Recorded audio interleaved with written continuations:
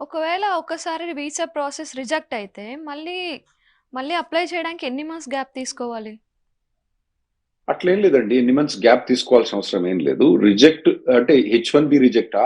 F1 రిజెక్టా? F1 reject అయితే ఎంబడే file చేసుకోవచ్చు. H1B రిజెక్ట్ అయిన తర్వాత వాళ్ళు రివొకేషన్‌కి పంపించిండ్రు. రివొకేషన్ అంటే H1B క్యాన్సిలేషన్ చేయడానికి పంపిస్తారన్నట్టు. ఆ ఓకే. క్యాన్సిలేషన్ చేయడానికి పంపిస్తే మాత్రం మళ్ళీ అప్లై చేసుకోరాదన్నట్టు. కాకపోతే ఇంకో కంపెనీతోటి ఎప్పుడైనా అప్లై చేసుకోవచ్చు. ఒకవేళ అతను ఆల్రెడీ లాటరీలో ఉండి లాటరీ వచ్చి జెన్యూన్ లాటరీ వచ్చిందనుకోండి, దే కెన్ ఇంకో కంపెనీ ద్వారా ఎంబడే H1B ఫైల్ చేసుకుని ప్రీమియం ప్రాసెసింగ్ అని ఉంటుందండి. ఓకే. $2,500 కడితే విత్ ఇన్ 3 వీక్స్ లో మనం ఇంకో H1B అప్రూవ్ అయితే మళ్ళీ ఎంబడే అప్లై చేసుకోవచ్చు. ఓకే. కానీ ఈ ఫ్రాడ్ చేసిన వాళ్ళు మాత్రం వాళ్ళకి లైఫ్ టైం బ్యాన్ ఉంటుందండి. హ్మ్. వాళ్ళు వేవర్ అని ఒక అప్లికేషన్, వేవర్ అంటే నేను తప్పు చేసినా నన్ను వదిలేయండి, ఇంకోసారి తప్పు చేయను అని చెప్పి ఒక వేవర్ అప్లికేషన్ ఫైల్ చేయాలన్నాడు. అది 2 years ప్రాసెసింగ్ ఉంటుంది. హుహు. ఈ బెనిఫిషియరీ సెంట్రిక్ సెలక్షన్ ప్రాసెస్ అనేది ఇంట్రొడ్యూస్ చేయడం వల్ల యూజ్ ఉందా? అదే కదండి ఇంతకుముందు చెప్పినట్టు. ఇప్పుడు శ్రీనివాసరావు గారు 5 కంపెనీ నుంచి ఫైల్ చేసిండు కాబట్టి, ఇంతకుముందు వాళ్ళు ఏం చేసేది, కంపెనీ ఏ శ్రీనివాసరావు గారు, కంపెనీ బి శ్రీనివాసరావు గారు, కంపెనీ సి శ్రీనివాసరావు గారు, కంపెనీ డి, కంపెనీ ఈ, ఈ అన్నిట్లో శ్రీనివాసరావు గారిని ఆ కంపెనీ నుంచి పిక్ చేసేది అన్నట్టు. పిక్ చేసినప్పుడు ఏమైంది అనే ఛాన్సెస్, ఫ్రాడ్ చేసే వాళ్ళకి ఛాన్సెస్ ఎక్కువ ఉన్నాయి. ఇప్పుడు ఆ ఛాన్సెస్ లేవు కాబట్టి ఇది బాగా బెనిఫిషియరీ సెంట్రిక్ అన్నది వెరీ వెరీ గుడ్ ప్లాన్ వాళ్ళది. ఓకే. ఎందుకంటే మీరు లక్ష్మి గారు అనుకోండి, లక్ష్మి గారు ఒకటే, శ్రీనివాసరావు గారు ఒకరే. వాళ్ళు 10 కంపెనీ నుంచి ఫైల్ చేసినా శ్రీనివాసరావు గారు ఒకరే. ఇప్పుడు ఈ H1B వీసా రిక్వైర్మెంట్ ప్రాసెస్ ఉంది కదా! దానికి travel documents and passport documents వాటి గురించి ఒకసారి చెప్తారా? H1B ఫస్ట్ లాటరీలో ఫైల్ చేయడానికి ఓన్లీ పాస్పోర్ట్ ఒక్కటే అవసరం అండి. ఓకే. ఎడ్యుకేషనల్ డాక్యుమెంట్స్ కానీ ఇంకేమీ కానీ అవసరం లేవు. హుహు. ఒకవేళ సెలెక్ట్ అయిన తర్వాత, అంటే లాటరీలో సెలెక్ట్, నేను చెప్పిన కదా నలుగుట్లో ఒకరికి ఛాన్స్ ఉంటుందని చెప్పిన కదా. అవును. ఒకవేళ కనుక సెలెక్ట్ అయిన తర్వాత మీరు అప్పుడు H1B ఫైల్ చేయాలంటే ట్రావెల్ డాక్యుమెంట్స్ అనేవి ఉంటాయండి. పాస్పోర్ట్ అయితే సరిపోద్ది. హ్మ్. Passport, educational documents, experience letters ఇవి అయితే సరిపోతాయండి. ఇంకేం అవసరం లేదు. ఓకే. ఇవన్నీ తీసుకొని ఏం చేస్తారంటే, కంపెనీ ఉంటుంది కదా, me let's say X company Lakshmi గారు సెలెక్ట్ చేసింది అనుకోండి, మీ పాస్పోర్ట్, మీ ఎడ్యుకేషనల్ డాక్యుమెంట్స్ అన్ని తీసుకొని వాళ్ళు అప్పుడు ఇమిగ్రేషన్ కి అప్లై చేస్తారండి. యుఎస్సిఐఎస్ ఇమిగ్రేషన్ కి అప్లై చేస్తారు. ఇమిగ్రేషన్ కి అప్లై చేసిన తర్వాత అప్పుడు వాళ్ళు యుఎస్సిఐఎస్ అప్రూవ్ అయిన తర్వాత మీరు ఆ అప్రూవల్ ని తీసుకొని మన ఇండియాలో కాన్సులేట్స్ ఉంటాయి కండి, యుఎస్ కాన్సులేట్స్, అందులో పోయి ఆన్లైన్ లో ఒక అప్లికేషన్ ఫిల్ చేసి మీ పేరు, ఊరు, మీ తండ్రి పేరు, తల్లి పేరు అన్ని అడుగుతారండి. మొత్తం జాతకం అడుగుతారు అందులో. అన్ని జాతకం మొత్తం అన్ని అడిగిన తర్వాత అప్పుడు మీకు వీసా అపాయింట్మెంట్ ఇస్తారు. వీసా అపాయింట్మెంట్ ఇచ్చిన తర్వాత మీ బయోమెట్రిక్స్, మీ ఐ రీడింగ్స్ అన్ని తీసుకొని వాళ్ళు అప్పుడు మీకు వీసా ఇచ్చిన తర్వాత మీరు అప్పుడు యుఎస్ కు వీసా మీద H1B వీసా రావచ్చు. సార్ ఇది ఇక్కడి నుంచి ఒక చిన్న డౌట్. చెప్పండి. బయోమెట్రిక్ ఒక చెప్పండి. దగ్గర అండ్ ఎగ్జామినేషన్ లైక్ ఇంటర్వ్యూ ఒక దగ్గర అవుతది అని చెప్పి చాలా మందికి మిత్ ఉంది. ఇది నిజమేనా? బయోమెట్రిక్ అంటే సేమ్ కాన్సులేట్ లే బయోమెట్రిక్ బయట ఉంటది.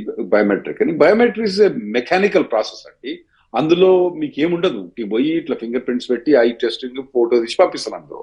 అందులో ఏముండదు. అసలు ఇంటర్వ్యూ అనేది కాన్సులేట్ లే మీకు. ఓకే. అంటే అది ఒకటి ముంబైలోను లేకపోతే ఇంకొకటి కోల్‌కత్తాలోను అలా అవుతది అని చెప్పి అడిగారు ఒకరు.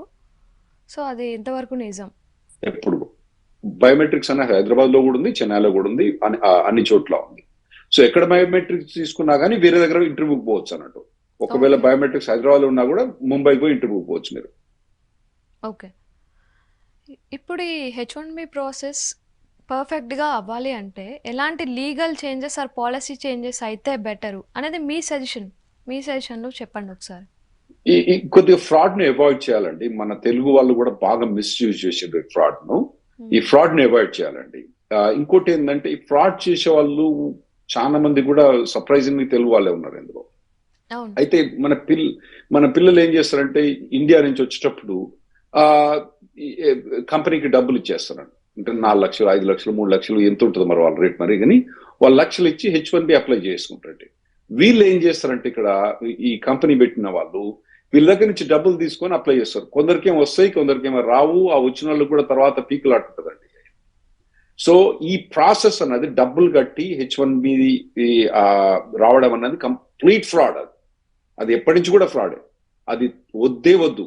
మీకు మంచిగా రావదలుచుకుంటే మంచి కంపెనీలో పనిచేసుకొని కాగ్నిజెంట్ కానీ టాటా కానీ ఇటువంటి కంపెనీస్ లో పనిచేసుకొని, అండ్ కాగ్నిజెంట్ టాటానే కాదు, చిన్న చిన్న కంపెనీలు కూడా మంచి కంపెనీస్ చాలా ఉన్నాయి.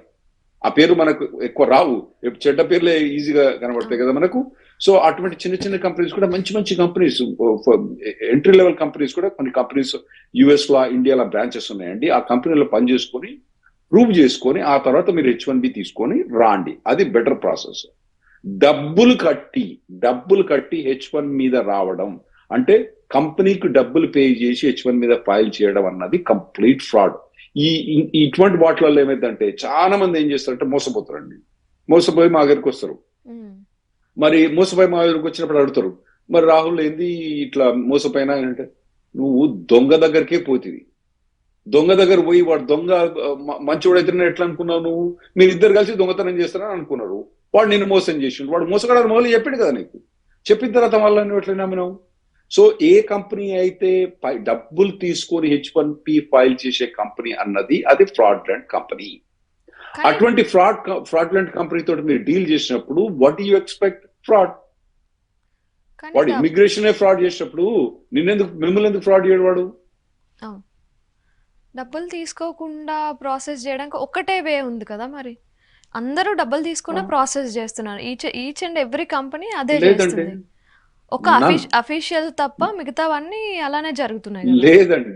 లేదండి తప్పు. మీరు తప్పు, అదే తప్పు. మన దగ్గర ఈ చెడు న్యూస్ అనేది బాగా ఈజీగా పెరుగుతుందండి, మంచి న్యూస్ అనేది పెరగదు. ఎప్పుడు కూడా patience is a virtue of gentlemen అంటారు. సో ఇవన్నీ కూడా తొందరపాటుతో చేసేది కాబట్టి తప్పు. మీరు చెప్పేది కంప్లీట్ తప్పు. చాలా మంది కంపెనీస్ కాగ్నిజెంట్ డబ్బులు తీసుకుంటుందా, వాళ్ళు 5-10,000 వీసాలు ఫైల్ చేస్తుంది. కాగ్నిజెంట్ డబ్బులు తీసుకుందా? తీసుకోలేదు కదా. ఎప్పుడు ఎవరి దగ్గర విన్నాం కదా. కాగ్నిజెంట్ ఉందండి, టాటా ఉందండి, విప్రో ఉందండి, డిలాయిట్ ఉందండి, యాపిల్ ఉందండి, మైక్రోసాఫ్ట్ ఉందండి. మన హైదరాబాద్ లో చెప్తున్నాను మీకు లిస్టు. ఎన్ని కంపెనీలు చెప్పాలి? అమెజాన్ ఉంది. ఇవన్నీ టాప్ ఫైలింగ్ కంపెనీస్. నేను చెప్పిన